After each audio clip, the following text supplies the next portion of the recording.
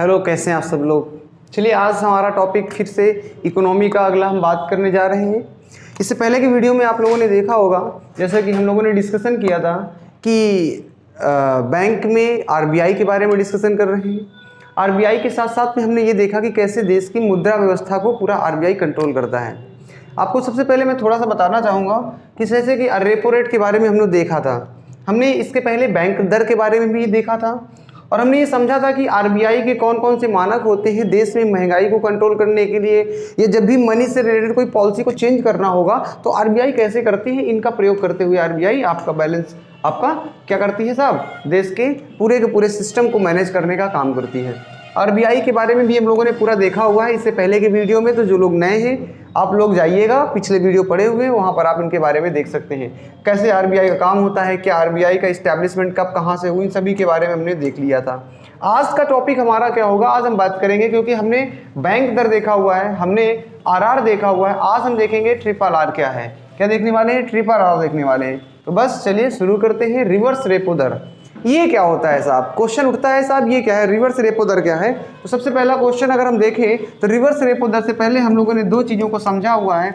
एक हमने समझा हुआ है रेपो दर, किसके बारे में, रेपो दर के बारे में, और दूसरा हमने समझा हुआ है बैंक दर के बारे में। 1 मिनट के अंदर मैं आपको रिवाइज करा देता हूँ। बैंक दर वो दर होती है जो आपकी आरबीआई लोन देती है बैंकों को, जिस दर पे लॉन्ग टर्म के लिए, किसके लिए, लॉन्ग टर्म के लिए, और जब आपका शॉर्ट टर्म के लिए लोन दिया जाता है जिस दर में आरबीआई के द्वारा बैंकों को, वो आपका रेपो दर था। लेकिन आज हमारा टॉपिक क्या है, रिवर्स रेपो दर। ये क्या है, अब जरा इसको समझिएगा। बहुत ही आसान भाषा में मैं आपको समझाने का प्रयास करूंगा, बहुत ही आसान भाषा में।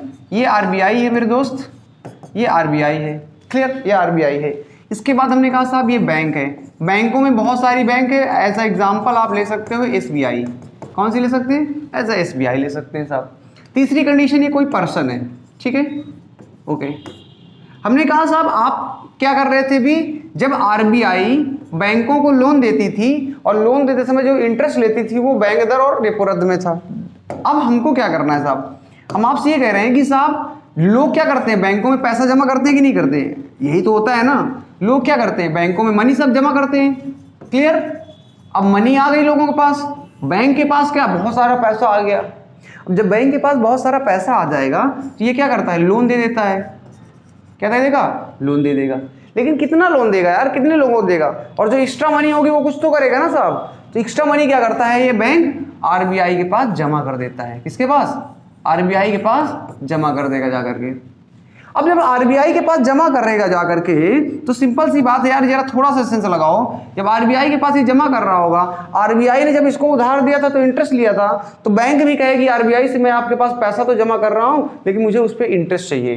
क्या चाहिए, इंटरेस्ट चाहिए। यानी कि बैंकों के द्वारा जिस दर में आरबीआई के पास जमा किया जाता है पैसा, उस पर जो भी इंटरेस्ट ऑफ मिलता है, दर मिलती है, उसी दर को, यानी कि यहाँ पर जमा किया गया जो पैसा होगा आरबीआई के पास, तो आरबीआई क्या देगी साहब, इसको ब्याज देगी, और उसी इंटरेस्ट को बोला जाता है रिवर्स रेपो दर। यानी कि रेपो दर का उल्टा है, क्या है, रेपो दर का उल्टा है। तो यहाँ पे इंटरेस्ट मिलेगा जो भी आपका, वही आपका रिवर्स रेपो दर कहलाएगा। आसान सी भाषा है, बहुत आसान सी भाषा है, मैंने इसको समझाने का प्रयास किया है। आशा करते हैं पॉइंट समझ में आ रहा होगा। डिफिनीशन तो हम इसकी बना ही लेंगे। तो रिवर्स रेपो दर क्या है, रेपो दर का उल्टा। रेपो दर क्या होती है, जब आरबीआई जिस दर में बैंकों को लोन देती है शॉर्ट टर्म के लिए, वो रेपो दर था। इसका उल्टा कर दें, आरबीआई, जब बैंक जिस दर में आरबीआई के पास पैसा जमा करती हैं उसको बोला जाता है रिवर्स रेपो दर। तो यहां से हमने क्या बना ली, डिफिनीशन बना ली मेरे दोस्त, और मैंने डिफिनीशन को लिख लिया। क्या लिखा आपका, लिख लीजिए, जिस दर में बैंक्स आरबीआई के पास क्या करती हैं साहब, आरबीआई के पास पैसा जमा करती हैं, जिस दर में पैसा जमा करती हैं उसे क्या कहते हैं साहब, उसे ही आपका कहा जाता है, उसे आपका रिवर्स रेपो दर कहा जाता है, रेट कहा जाता है, यानी कि आरआर। ये बात आपको आसान सी भाषा में समझ में आ गई होगी, बहुत ही आसान सी भाषा है, सिंपल सी भाषा है, कोई टेंशन वाली बात नहीं है। रिवर्स रेपो दर क्या है आपको क्लियर कट दिख रहा होगा यहाँ से अब, यानी कि रेपो दर अगर आपका आरबीआई देगी बैंकों को जिस दर में पैसा, उसी प्रकार आप कह सकते हो कि आरबीआई पे क्या होगा साहब, आपका रिवर्स रेपो दर पड़ रही होगी। यानी कि बैंक जब आरबीआई के पास पैसा जमा करेंगी तो वो भी क्या लेंगी, इंटरेस्ट लेंगी, और उसी इंटरेस्ट को कहा जाता है रिवर्स रेपो दर। अब ये तो आपको कॉन्सेप्ट समझ में आ गई होगी, लेकिन क्वेश्चन मेरा क्या है, क्वेश्चन मेरा अब अलग है। अब आप बताइए, क्वेश्चन मेरा अलग है, अब आप बताइए कि यार अगर आरबीआई ने ये सब कर दिया, अगर आरबीआई ने ये सब कर दिया तो ये बताओ कि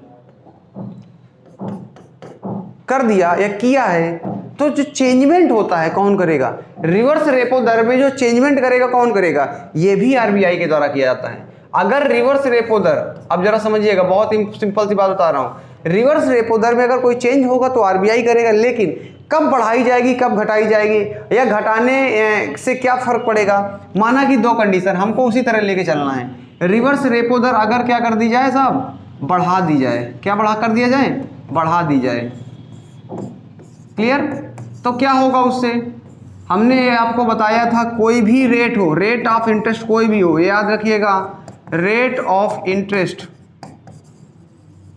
कोई भी हो, दर कोई भी हो, हमेशा वो क्या है, व्युत्क्रमानुपाती होगा तरलता के, यानी कि लिक्विडिटी के, तरलता के क्या होगा, लिक्विडिटी के आपका व्युत्क्रमानुपाती होगा। ये चीज आपको ध्यान रखनी है, लिक्विडिटी के व्युत्क्रमानुपाती होगा रेपो रेट आपका। अगर हम कहें साहब रेट ऑफ इंटरेस्ट अगर हम बढ़ा देते हैं तो आपका लिक्विडिटी कम हो जाएगी, क्यों से कैसे कम हो जाएगी, जरा समझो इसको, जरा पॉइंट को ऐड कर लीजिए। यहाँ पर मैंने आपसे ये बोला कि अगर रेट ऑफ इंटरेस्ट बढ़ा दी, रिवर्स रेपो दर बढ़ा दी जाती है तो बाजार में तरलता क्या हो जाएगी, कम हो जाएगी। ये पॉइंट आपको नोट कर लेना है, कम हो जाएगी। कैसे हो जाएगी जरा मैं आपको बताता हूँ, बहुत ही आसान भाषा में, बहुत ही आसान भाषा में, तरलता कम हो जाएगी। चलिए अब मैं आपको बताता हूँ, देखिए जैसे है क्या, अगर आप रेट ऑफ इंटरेस्ट बढ़ा देंगे, किसका साहब, रिवर्स रेपो दर का, रिवर्स रेपो दर बढ़ा दी गई है साहब, तो अब क्या है, बैंक क्या करेगा, खूब सारा पैसा रखेगा जाके आरबीआई के पास, आरबीआई के पास खूब सारा पैसा रखेगा ना, जब उसको अच्छा ज़्यादा फायदा हो रहा है, और जब बैंक रखेगा तो बैंकों के पास क्या होगा, पैसे की जरूरत होगी साहब, और जब पैसों की जरूरत होगी तो साहब क्या कर देगा, ये आपको जमा करने के, यानी कि जो लोग हैं उनको भी तो फायदा होगा, क्योंकि वो फिर क्या करेंगे साहब, आपका वो भी बैंकों के पास खूब सारा पैसा रखेंगे। तो मार्केट में जब मनी सप्लाई ज़्यादा होती है, यानी कि पैसा ज़्यादा होता है, उस कंडीशन पे आरबीआई क्या करती है, उसको घसीटना है पैसा अपने पास, यानी कि अपने पास लेना है, लिक्विडिटी मार्केट से कम करनी है, तरलता कम करनी है उसको, तो क्या करेगा, रेट ऑफ इंटरेस्ट बढ़ा देगा रिवर्स रेपो दर का।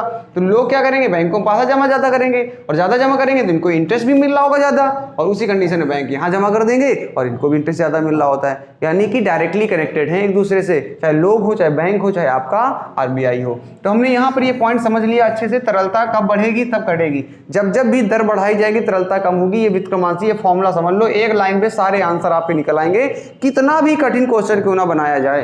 अच्छा, दूसरी कंडीशन में अगर हमने कहा साहब रेपो रेट आपका जो है रिवर्स रेपो दर है वो क्या कर दी गई, घटा दी गई, क्या कर दी गई, घटा दी गई, फिर क्या फर्क पड़ने वाला मेरे दोस्त, उल्टा कर दो, उल्टा कर दो ना, क्या दिक्कत है, उल्टा कर दो इसका।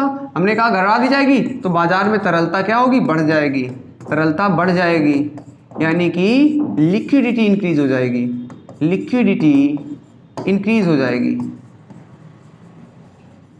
क्लियर, लिक्विडिटी बढ़ जाएगी, यानी कि ट्रिपल आर, यानी कि रिवर्स रेपो दर अगर घटा दी जाए तो साहब मार्केट में तरलता बढ़ जाएगी। कैसे, अब रिवर्स रेपो दर घटा दी जाएगी तो साहब ये जो बैंकों में पैसा जमा कर रहे हैं इनको ज्यादा इंटरेस्ट मिलेगा नहीं, तो रखेंगे नहीं वहां पे जाके, और जब रखेंगे नहीं तो लोगों को बांटेंगे, और जब लोगों को बांटेंगे तो बाजार में तरलता बढ़ जाएगी। स्वाभाविक सी बात है, सिंपल सा कॉन्सेप्ट है।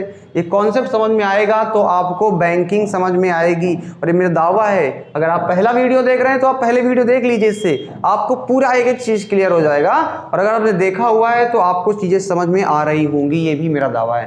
चलो कोई दिक्कत वाली बात नहीं है, आप इसको नोट कर लीजिए, चीज़ों को समझ लीजिए, कोई दिक्कत हो आप कमेंट सेक्शन में अपनी राय बता सकते हैं, बता दिया करिए, और वीडियो को भी शेयर कर दिया करिए अगर इच्छा हुआ करे तो, कोई ज़बरदस्ती और जोर नहीं है, अगर इच्छा हो तो आप अपने वीडियो को शेयर कर सकते हैं, वरना कार्यक्रम तो चल ही रहा है, बाबा का भंडारा है, कोई दिक्कत वाली बात है नहीं, चलते हैं।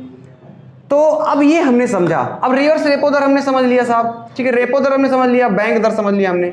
अब अगला आता है आपका CRR, ये क्या है, नगद आरक्षित अनुपात कहा जाता है हिंदी में। क्या कहा जाता है हिंदी में? नगद आरक्षित अनुपात कहा जाता है, नगद आरक्षित अनुपात कहा जाता है इसको, CRR, यानी कि कैश रिजर्व रेशियो इसको इंग्लिश में कहा जाता है। क्या कहा जाता है? Cash reserve ratio.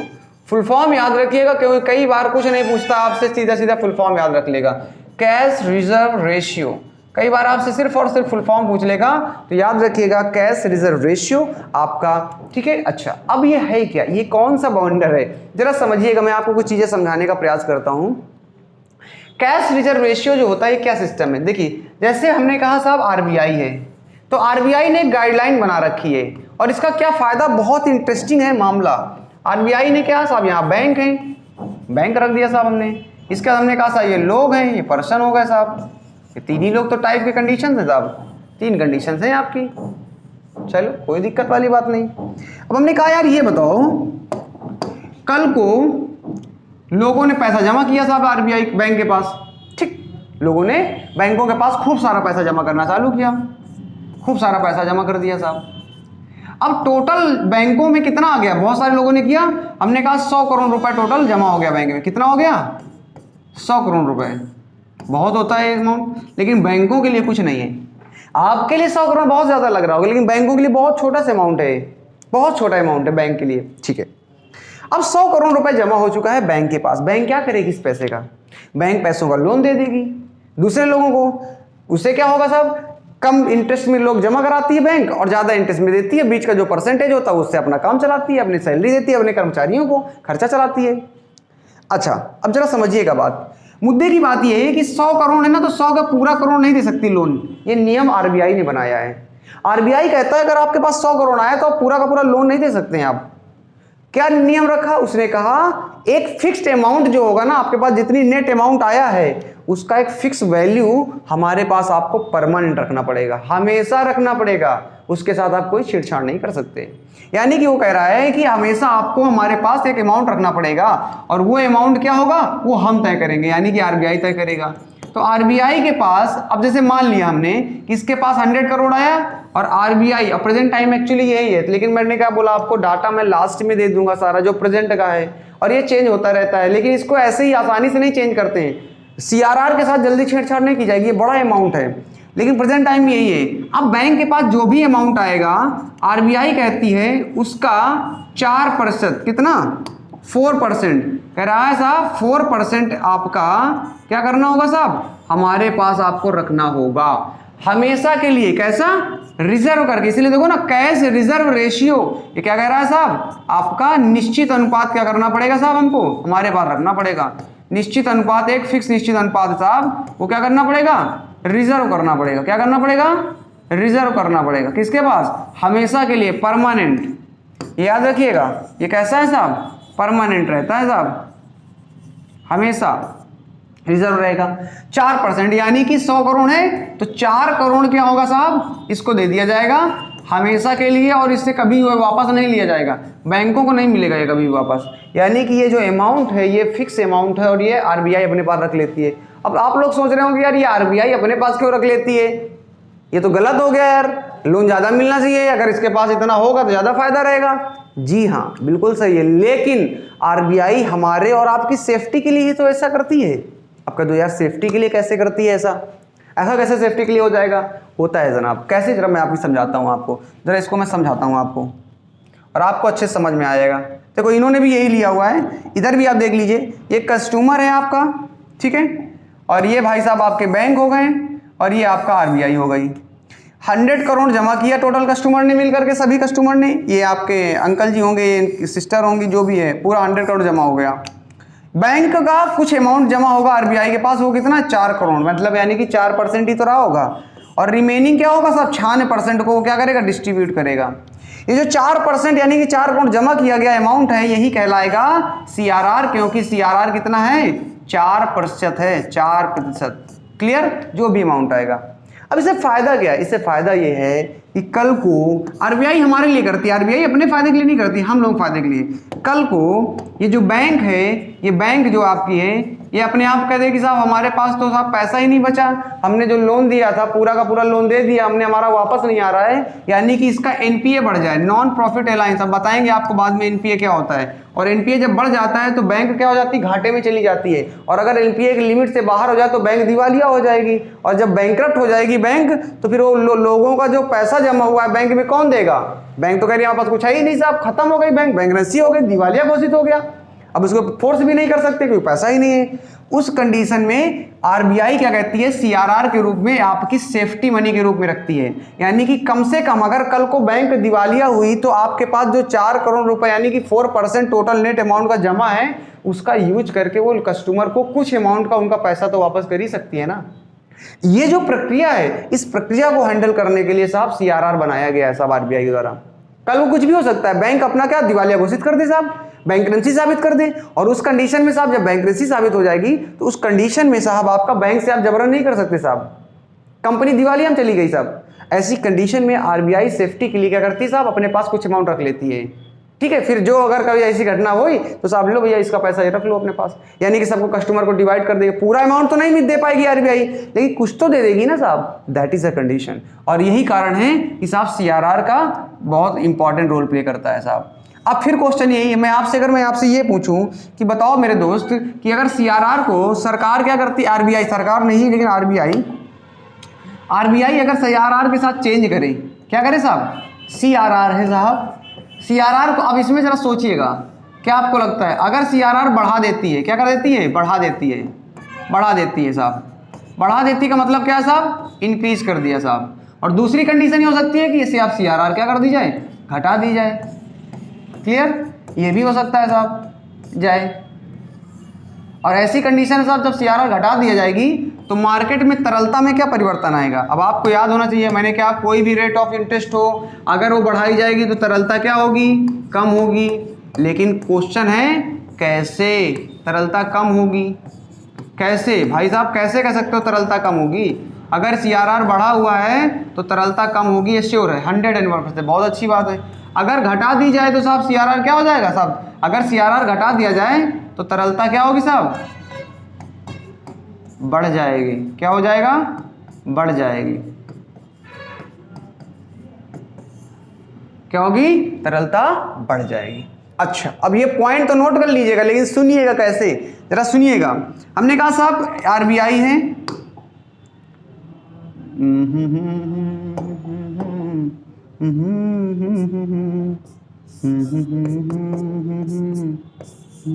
हाँ जी, देखिए ये आरबीआई है, ये बैंक है, और ये साहब क्या है, कस्टमर है। ठीक है, कस्टमर। तो भैया कस्टमर की स्पेलिंग गलत हो गई, चलो कोई बात नहीं, छोड़ो। आरबीआई अगर सीआरआर क्या करती है साहब, बढ़ा देती है। सोचिएगा जरा सा, सीआरआर क्या कर दीजिए, बढ़ा दे। अब जब सीआरआर बढ़ा देगी तो साहब क्या होगा, बैंकों को अभी 4% सीआरआर था, अब उसने क्या कर दिया साहब, 6% कर दिया, मतलब सीआरआर बढ़ा दिया। अब बैंकों को सरकार क्या करेगी साहब, जब 6% हो गई तो बैंकों को अपने नेटवर्थ का यहाँ पे ज़्यादा अमाउंट जमा करना पड़ेगा। अभी 4 करोड़ 100 करोड़ में कर रही थी, अब 6 करोड़ करना पड़ेगा। यानी कि जब 6 करोड़ करेगा तो पहले इसके पास 96 करोड़ थे जिससे वो लोन दे सकती थी, अब उसके पास सिर्फ 94 बचे। यानी कि बैंक अब मार्केट में लोगों को लोन कम देंगी, और जब लोन कम देंगी तो स्वाभाविक सी बात है तरलता क्या हो जाएगी, कम हो जाएगी। ये तरीका है समझने का, ये तरीका है समझने का मेरे दोस्त। अगर सीआरआर को घटा दिया जाए तो 3% अगर कर दी जाए फॉर एग्जांपल, तो अब लोग बैंक के पास कितना होगा, 97% होगा, तो मार्केट में ज़्यादा लोन दे सकता है। यानी कि सीआरआर को बढ़ाने पे तरलता क्या होती है, कम हो जाती है, और सीआरआर को घटा दिया जाए तो तरलता बढ़ जाएगी। That is a simple thing, you have to understand in a very simple way. आसान भाषा में आपने समझने का प्रयास किया है। अगर कोई समस्या है, प्रॉब्लम है, तो बताने का कष्ट करें कमेंट सेक्शन के माध्यम से, अन्यथा हम नए टॉपिक की ओर चलते हैं। इसी के सीआरआर आपको समझ में आ चुका है, अच्छे तरीके से समझ में आ गया है, आशा करते हैं नोट भी कर रहे होंगे आपस से। ठीक है, चलिए बस इतनी सी रिक्वेस्ट बगल में करता जाता हूं कि आप शेयर जरूर करते रहिएगा। अब यार एक नया बवंडर आ गया, SLR,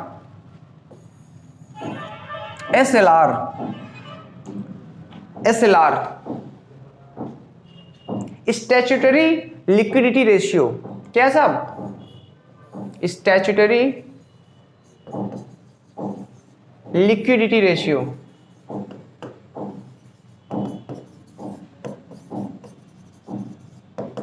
ratio, statutory liquidity ratio, ये क्या है साहब? SLR। क्या है? SLR। क्या है? SLR। अच्छा, यानी कि स्टैट्यूटरी लिक्विडिटी रेशियो इसका फुल फॉर्म होता है, लेकिन अब यह है क्या बवंडर? तो जरा सुनिएगा फिर से। आरबीआई ने क्या कहा? एक गाइडलाइंस बनाई, एक गाइडलाइंस बनाई किसके लिए? बैंकों के लिए। बहुत आसान भाषा में मैं आपको बताने का प्रयास करता हूं साहब। और ये लोग हैं जो पैसा जमा करते हैं। क्लियर? अच्छा, जरा समझिएगा है क्या। जैसे अब हमने कहा साहब, इसको पहले एग्जांपल से समझा देता हूं मैं आपको, जैसे आपको आसानी चीजें समझ में आ जाएंगी, अन्यथा फिर दिक्कत जाएगी। थोड़ा सा समझिएगा जरा सा। ये साहब क्या है? एक लोग हैं, इन्होंने टोटल जमा किया साहब कितना? 1000 रुपीज बैंक में।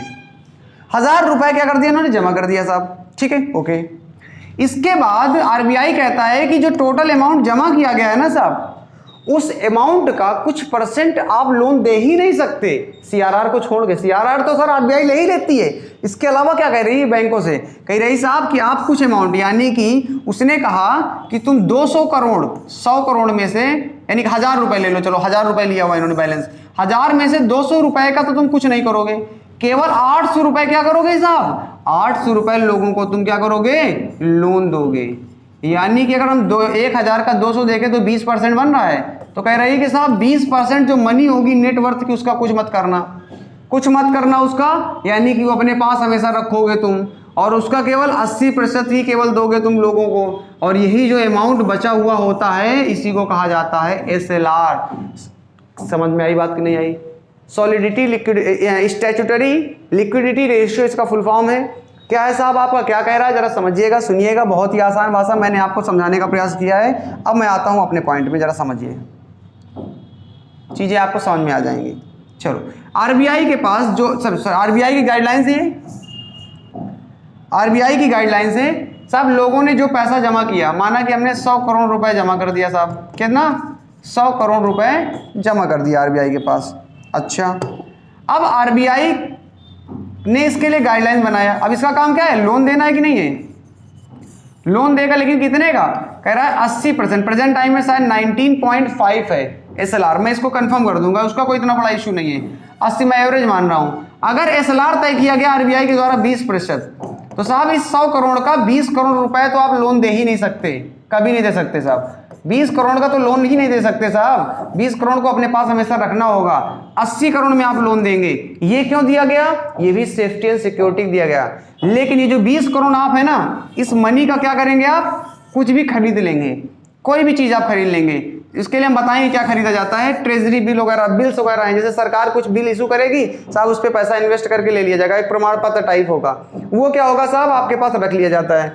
उसी प्रक्रिया को कहा जाता है साहब आपका SLR। सिंपल भाषा में आप समझें कि साहब जो लोगों के द्वारा कुल मनी जमा की जाती है, उसका कुछ प्रतिशत बैंक अपने पास रख लेते हैं सेफ्टी के लिए। कल को साहब देखो, एग्जाम्पल मैं आपको देता हूं, शायद तुम्हारे दिमाग बैठ जाए। एग्जाम्पल आपको देता हूं, शायद दिमाग बैठ जाए। तुमने बैंक में पर्सन ने जमा किया साहब कितना? 50 करोड़ रुपए जमा कर दिया साहब एक ने, और बाकी एक ने जमा किया, बाकी 9 लोगों ने मिलकर फिर 50 करोड़ जमा कर दिया, तो टोटल कितना हो गया? 100 करोड़ रुपए हो गया। और बैंकों के पास कितना जमा हो गया साहब? 100 करोड़ जमा हो गया। 100 करोड़ कितना? 100 करोड़। अब कल को बैंक ने लोन दे दिया, पूरा का पूरा पैसा 100% क्या कर दे साहब? बैंक लोन दे दे। कल को कोई एक रैंडमली कोई व्यक्ति आ जाए साहब, कहते साहब हमारा पैसा निकाल के दो, हमारा पैसा निकाल के दो, तो भैया कहां से देगी यार? कहते ये 50 करोड़ वाला बंदा जा, कहते हमको 50 करोड़ चाहिए। कहां से लाओगे पैसा? तुमने तो सारा उधार दे दिया है। ऐसी कंडीशन को बचाने के लिए साहब आरबीआई ने कहा कि कुछ पैसा आप अपने पास हमेशा रखिए इमरजेंसी केस के लिए। और इसके लिए भी दूसरा, कल को तुम्हारा इसमें बैंक में घाटा लग जाए, जो तुमने उधार दिया, लोन दिया, पूरा पैसा ना आए, तो इन लोगों का पैसा कहां से भरोगे? ये जो आपने अमाउंट क्या कर रखा है? फिक्स कर रखा है। और वो जो फिक्स करते हैं वो SLR के रूप में फिक्स करते हैं। ठीक है, तो ये कंडीशन होती है। CRR भी एक सेफ्टी पर्पस के लिए वो आरबीआई अपने पास रखती है, और SLR का जो मनी होगी वो क्या करेगी साहब? वो आपकी रखेगी बैंक। प्रेजेंट टाइम में शायद मुझे थोड़ा सा कंफ्यूजन है, फिर भी मैं जहां तक लगता हूं श्योर हूं, 19.5% आपका SLR है। यानी कि जितनी भी मनी आएगी उसका 19.5% बैंक को अपने पास रखना पड़ेगा। उसका लोन नहीं दे सकती। CRR में 4% आपका रखना पड़ेगा उसको अपने पास, उसका साथ कोई छेड़छाड़ नहीं कर सकती। ये जो प्रक्रिया है इसी को कहा जाता है साहब SLR और CRR। इससे पहले हमने रिवर्स रेपो दर देखा। आशा करते हैं ये सारे के सारे पॉइंट्स आपके क्लियर होते जा रहे होंगे, क्लियर हो रहे होंगे। तो हमने यहाँ पर आपके ये वीडियो में, इस वीडियो में हमने ये वाले पॉइंट देखे हुए हैं। नेक्स्ट वीडियो में अपना हम क्या कर लेते हैं, यहाँ के यहीं पर रोक देते हैं। हमने देखी पहले आपको समझा देता हूँ मैंने आपको पॉइंट कहाँ तक कवर अप किया है। मैंने आपका CRR बता दिया आपको कैसा होता है, SLR भी आपको बता दिया मैंने क्या होता है, बैंक दर बता दिया मैंने आपका, MSF बचा हुआ है, OMO बचा हुआ है। इन दोनों के बारे में हम लोग डिस्कस करेंगे, नेक्स्ट वीडियो में कर लेते हैं। आज के लिए इतना रखते हैं, बहुत लंबा हो जाएगा, चीज़ें आपको थोड़ा सा भी ढीली हो जाएंगी।